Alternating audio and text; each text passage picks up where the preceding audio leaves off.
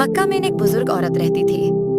روز جب رسولullah اپنے گھر سے مسجد کی طرف جاتے تو وہ ان پر کچرا پھینکا کرتی تھی، لیکن نبی کریم کبھی غصہ نہیں کرتے بلکہ صبر کے ساتھ گزر جاتے۔ ایک دن وہ عورت کچرا پھینکنے نہ آئی۔ رسولullah نے پوچھا، آج وہ بزرگ عورت کیوں نظر نہیں آئی؟ جب معلوم ہوا کہ وہ بیمار ہے تو آپ اس کے گھر گئے، اس کی خیریات پوچھی اور اس کے لیے دعا کی۔ یہ دیکھ کر وہ عورت بہت متاثر ہوئی اور کہنے لگی، آپ جیسے اخلاق والے شخص اللہ کے رسول ہی ہو سکتے ہیں، اور اس نے اسلام قبول کر لیا۔ جب شہر نے پتھر سے جواب دیا، رسول نے کس سے مدد مانگی؟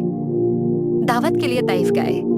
لوگوں نے نہ صرف انکار کیا بلکہ بدتمیز لوگوں کو پیچھا کر کے پتھر مرنے بھیج دیا۔ جسم زخمی، دل شکستہ۔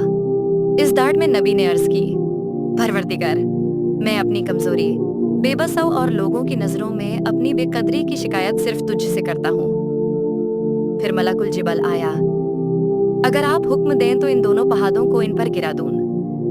آپ نے فرمایا، نہیں، میں امید کرتا ہوں ان کی نسلوں سے ایسے لوگ پیدا ہوں گے جو صرف اللہ کی عبادت کریں گے۔ رحمت کا یہ مکمل منظر دعوت کا اصل مزاج سمجھاتا ہے۔